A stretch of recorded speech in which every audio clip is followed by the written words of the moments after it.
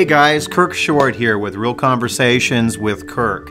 And today is going to be our first podcast. So it'll be the first time we've ever done this. This is new for me. I don't know about you. Have you ever done a podcast? Nope, never. Well, son of a gun. So this is Sherri Cox. She's my personal assistant, office manager, office mom, sort of everything person. Yes. And we decided that kind of a neat topic for this podcast is going to be talking about the pros and cons of working with a real estate team.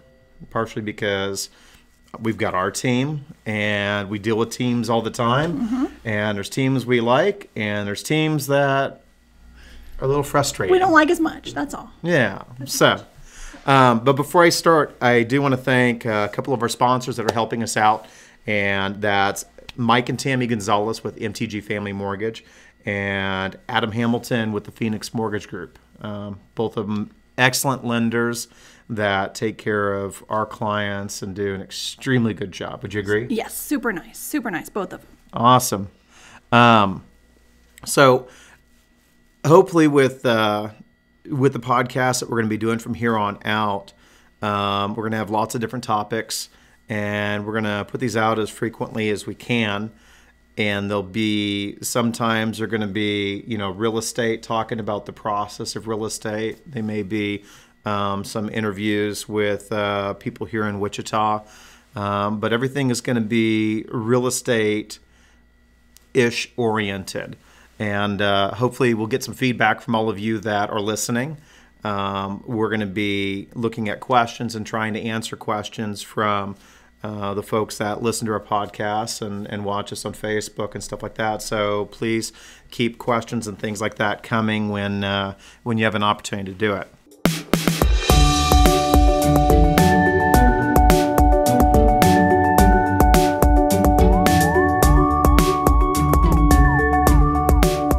So Sherri, what's it like working on a team?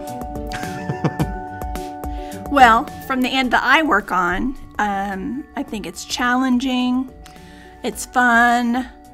I don't know what it's like to work for other teams, so I can't speak for that. I've always worked myself as a realtor, just, individual, so I never thought I would work for a team, but I do on the back end of the transactions. So it's a little bit of mothering. It's a little bit of hand-holding and with the clients and the agents and you, of course. Of course, me. I got to preface all of this. When Sherri came on board, a lot of you may not realize how long she's been in the business. So she's been in for over 15 years and 17 years. I'm sorry, she's correcting me. 17. You can speak up. 17. It's okay. Okay, 17 years. Yeah. Mm-hmm. And as an agent on her own, got her broker's license, but due to some back pains and other things, the general real estate business doesn't work out as well, and I was lucky enough to have you come on board. That's in a nutshell. That's exactly it. So what I was going to talk about with that, which is really funny for us, when you look at a team, and I was looking at my needs, trying to find somebody that would be helping me out, I had this list, and that list continued to grow. And what was that, 3 pages long, I think, when we started? I think at least, and now we're at, 10? Yeah. Something along those lines, yeah. So she looked at this whole thing, and she saw all of it, and she still wanted to inquire about the position, and I remember sitting down and talking with her, and I really liked her because one of the biggest assets to a team, the first thing if anybody grows a real estate team, is having a good person in the admin position, because that helps us to get clients from being just a client up front to being under contract and hopefully closed. And there's a lot of work on the back end, a lot of detailed stuff. Mm-hmm. And I remember talking with you. You came in extremely organized, and I really like that. And then I remember one of the comments that I had made to you when I talked to you. And I said, I want you to understand, I am extremely needy. Yeah. And am I needy? Yeah, he's pretty needy. But that's okay. that's okay because It works for us. It works out for us. Yeah. So I've got my ideas of teams, and tell me your perception. What would you think of before you worked with me? Before I worked, and that's probably why I didn't ever look at going and working for a team. I felt like it was, you were just a number. You kind of got what was given to you. You couldn't do your own thing. And I think our team is different in that aspect. Yeah. So that was my perception. I don't know if it's reality in every team or how that works. It was my perception at the time. Yeah. I've been around this business for over 20 years, and I grew up listening to my father and watching him, and didn't really have a team with buyer agents, but he's always had an assistant. Yeah. And it was just really interesting watching sort of the migration of this business from them to now, what technology has done, which has helped and it's hurt all at the same time. True. I mean, look, we're having to connect with people now via podcasts rather than just sending them a mailing. Yeah. But seriously, the dynamics of teams, there's a lot of people that think that the consumer wants a team to help them. And their idea of a team is either just saying they have a team and they don't have a real team, or saying that they have a team and their team consists of these brand new agents that have never been in the business or barely been in the business, and even the agent who has this team has barely been in the business. And my opinion is a team is different than that, and I'm sure it is with you. Our team is very different than that. I think all of us have many years experience, the majority of us, and we know how to handle customers, and become our clients in a different way than I think a lot of agents can do.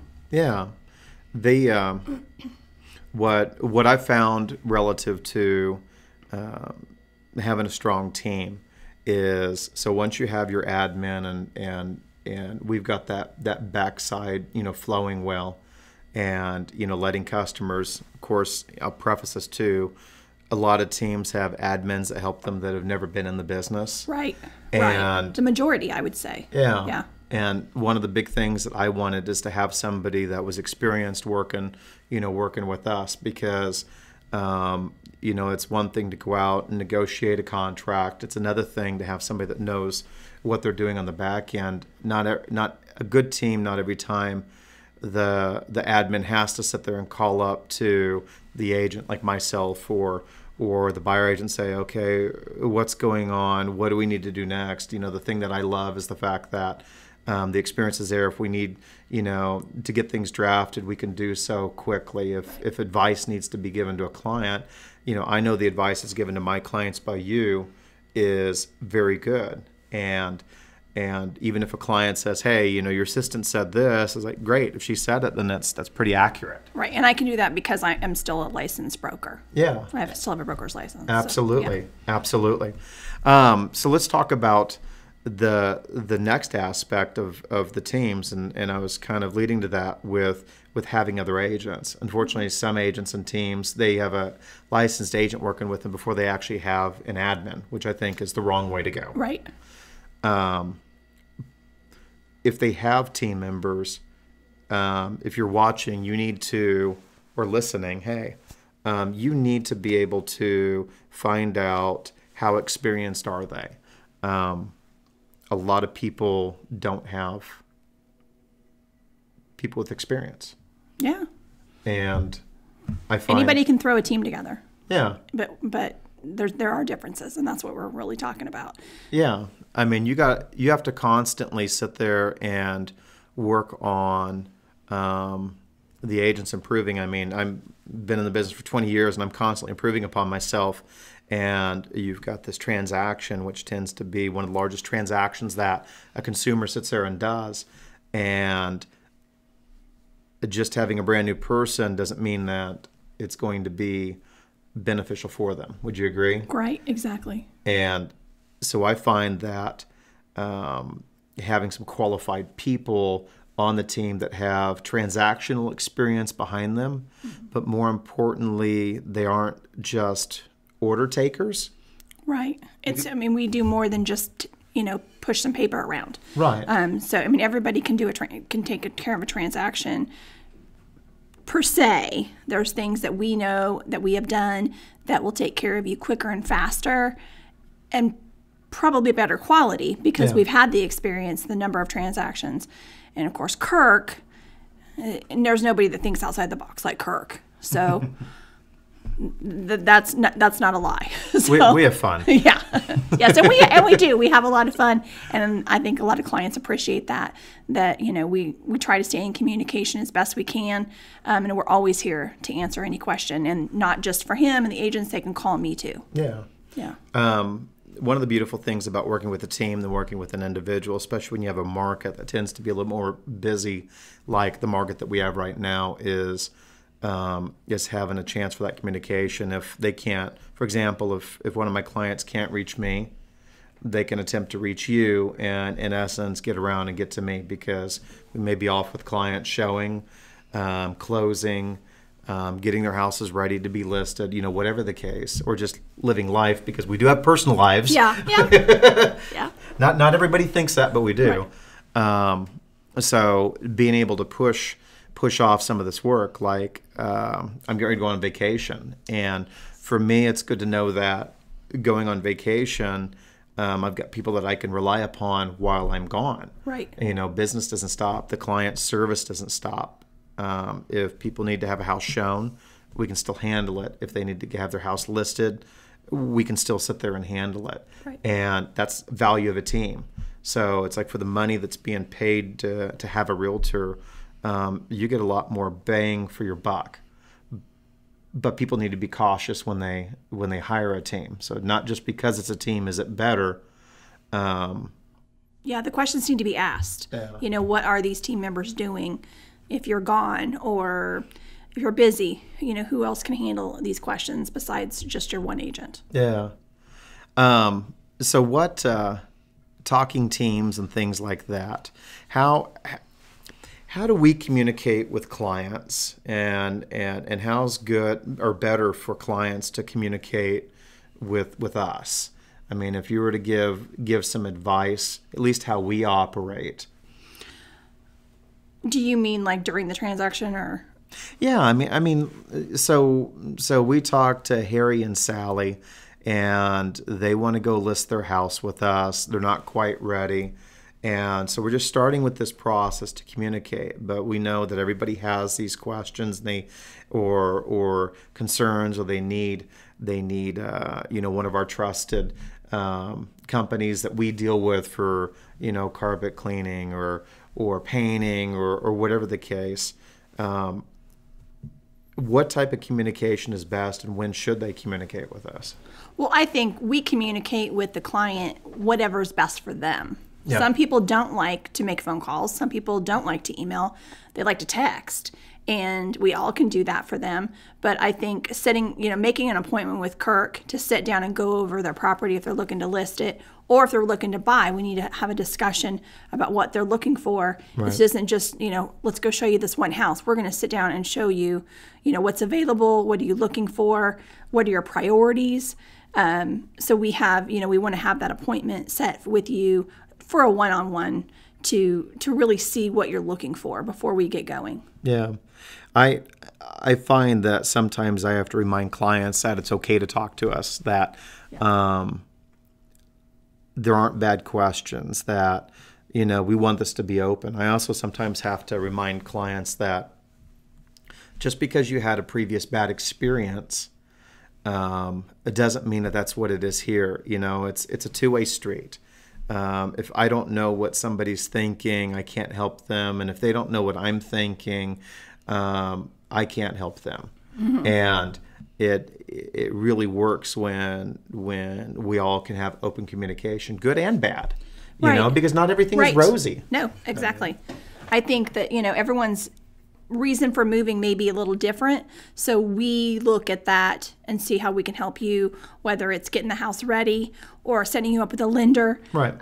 anybody can do that, but the fact that we have these great contacts that we would use ourselves, I think that makes a big difference. Yeah.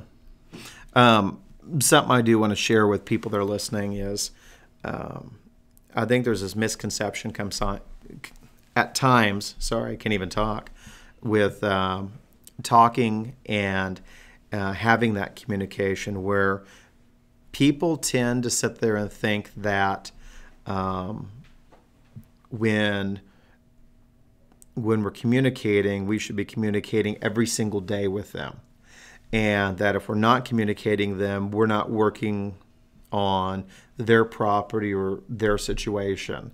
And that's not the case. No, that's never the case. Where there's always a lot that goes on behind the scenes that people don't see, and they don't have to see, because we don't need to stress them out on anything. We can handle any little thing that may come up, and if it needs to be brought to their attention to move the transaction along, then we'll certainly, contact them and talk to them about what is going on. But there's a lot of small details. That's what they've hired us for. This is a service. We're selling their house. That's the service, but this is not our house. Right. So along with that, again, going back into communication, having that conversation with us.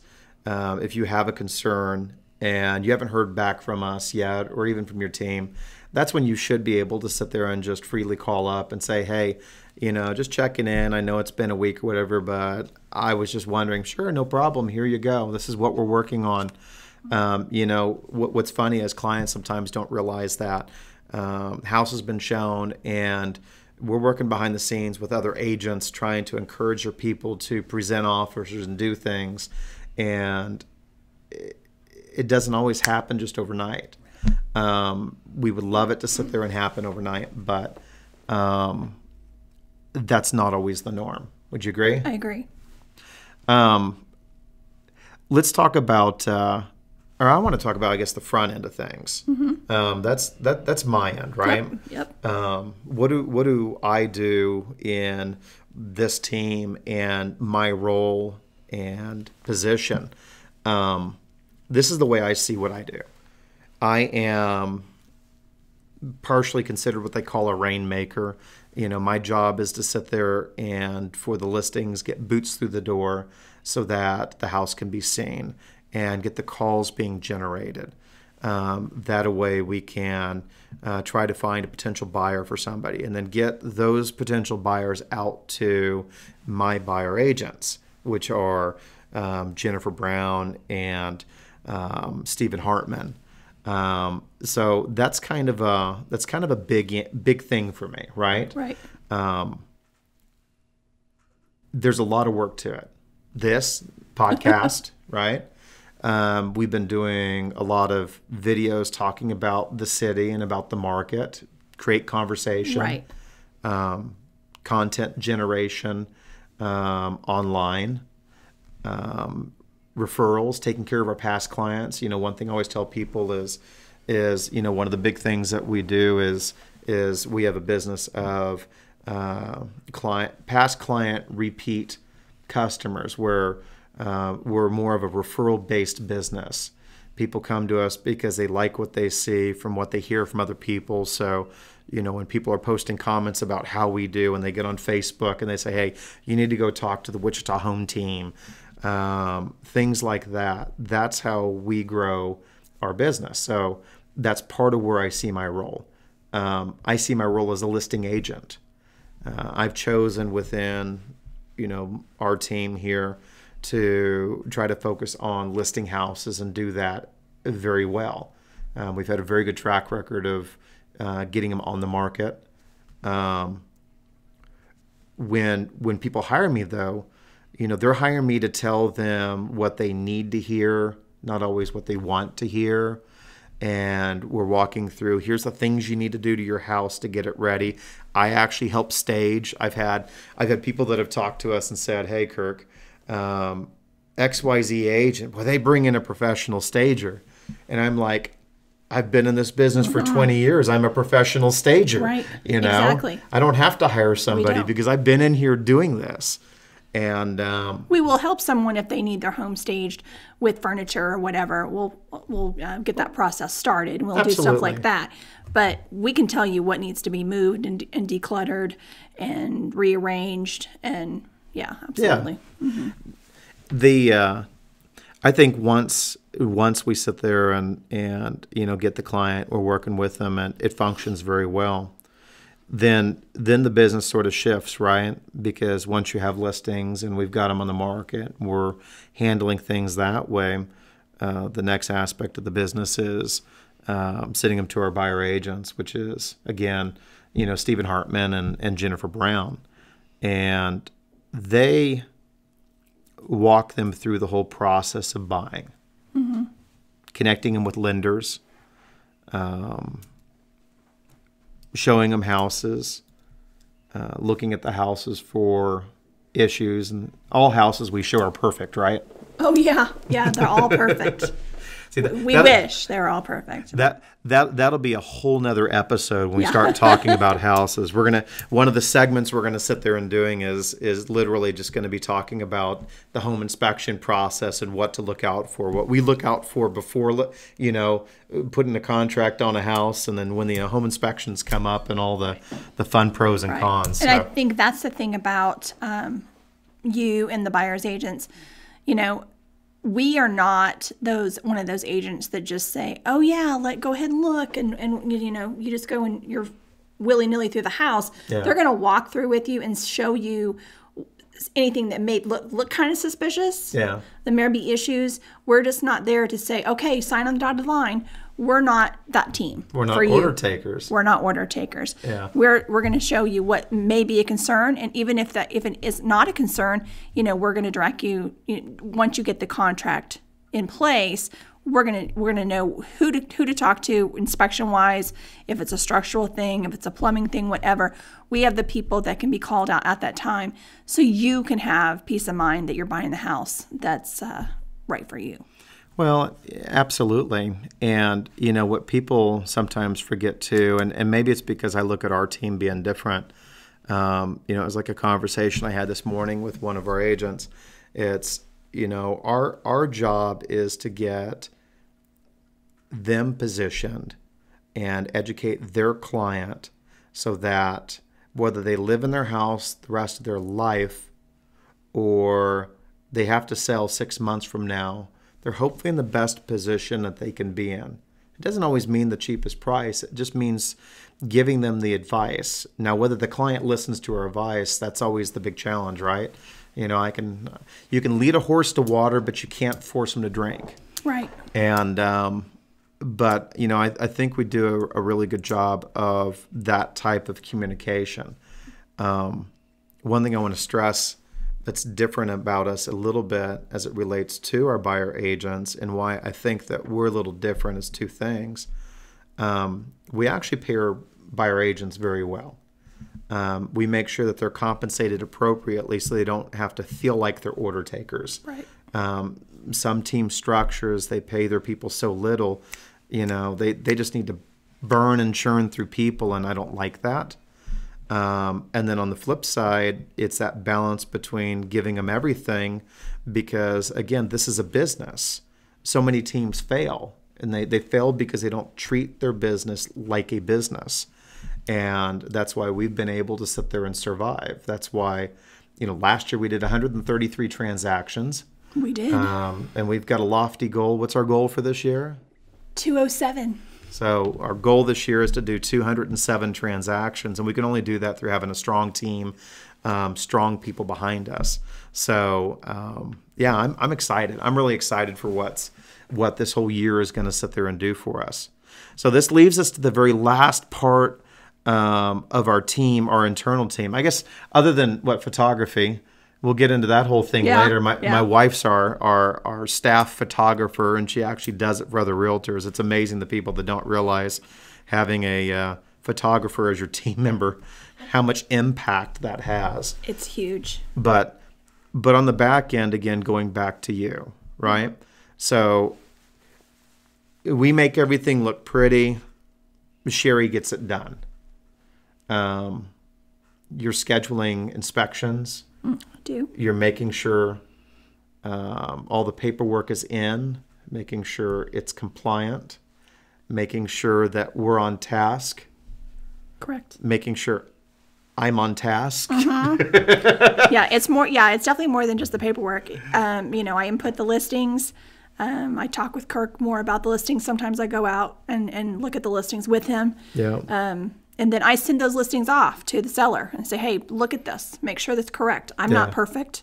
And if I've not She's been, close. I'm pretty close. Yeah. but those are important because then we put those out on our social media. So, we're branding ourselves to be that kind of a team. And I think we've done real well. I know we've got some lofty aspirations for the next few years. I mean, if I listen to Sherri's vision statement, we're going to be branched all over. Yes. And huge. Yes. So But I didn't think we were going to be where we are at right now. We've done a lot of things and we've really expanded. And hopefully we'll be able to continue to benefit people and help them expand.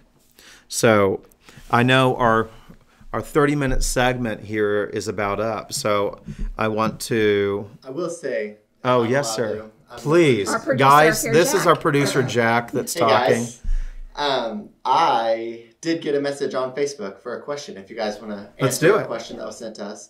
It isn't quite about teams and working with real estate teams, but I think it's still worth answering. So let's do. Bobby Jean asks, do you have any ideas on how to reroute rain gutters away from the driveway where water can easily freeze this time of year? Do you recommend anyone if the job is too complicated for a DIY? Directing rainwater away from driveways. I think that's a loaded question because it all depends on if it's coming near the sidewalk side or if it's coming off of the side of the house. It sounds like it's coming off the side of the house into her car, so it's freezing her car into her driveway. So it's running down the driveway itself. She said we're easily or away from the driveway where water. Oh, maybe because she's walking down the driveway and it's freezing. Yeah. Yep. Hey, here's what I would say on that because we have clients do it, and you'll probably know the same thing. One of the best ways is to bury the drain lines, and sometimes that's easy and it's a do-it-yourself type of thing.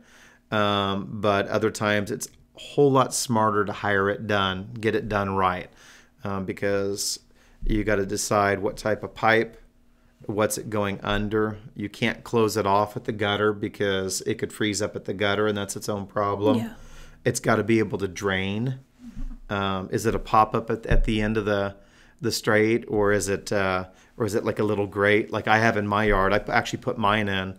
And it's got a little catch basin with a little grate that allows the water to eventually drain out. But it's not a set it and forget it type of thing. I have to maintenance it every year and clean out all the roots and all the other stuff that gets into it, all the stuff that comes off of the roof from the composition shingles and stuff like that. Oh yeah.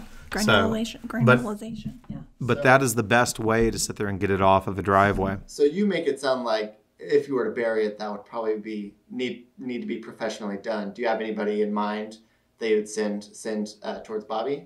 Actually, yeah. I've got a gentleman that I use, which is Adam Harp with Prairie Lawn and Landscape. I can't even talk.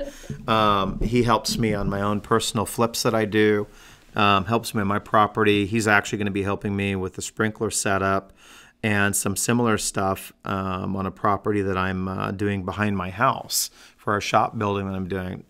They're incredible, and they're extremely professional about what they do. They're not a fly-by-night contractor, so I would 100% recommend him. Absolutely.